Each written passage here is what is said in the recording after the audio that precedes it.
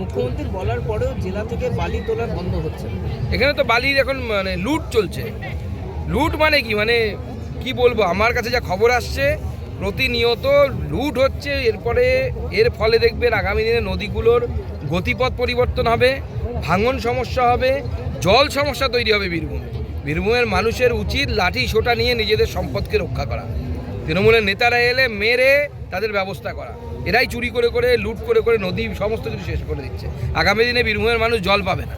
আপনি যেখানে দাঁড়িয়ে আছেন সেখানে অজয়ের ওপর সবথেকে বেশি বালি উঠছে ইলামবাজার এবং নানুর, এবং যেখানে দুজন প্রধান ব্যক্তি রয়েছেন যারা মাথার উপরে বসে, নানুর একজন দেখছেন, এখানে না, এত ভাগ বাট্টা করে দেওয়া আছে। মুখ্যমন্ত্রী একজনকে দায়িত্ব দিয়েছে নানুর দেখার জন্য, আর একজনকে দায়িত্ব দিয়েছে ইলামবাজার দেখার জন্য। নামগুলো আমি বলছি না, আমাদের বাচ্চা কাচ্চার নেতারা বলে দেবে, আমাদের ছোট নেতারা বলে দেবে। এদের এই চোর ছাচ্চরদের নাম আমার মুখে নিতে লজ্জা লাগে। তো এই চোরেরা জনগণের সম্পদ লুট করছে, আর মুখ্যমন্ত্রী চুপচাপ বসে দেখছেন। আপনার মনে হয়, আমার মনে হয় মুখ্যমন্ত্রী কিছু ভাগ পান নিশ্চয়ই, নাহলে তো এরকম করতে দিতেন না। মুখ্যমন্ত্রী ভাগ পাচ্ছেন, সেই ভাগের জন্য চুপ করে বসে আছে।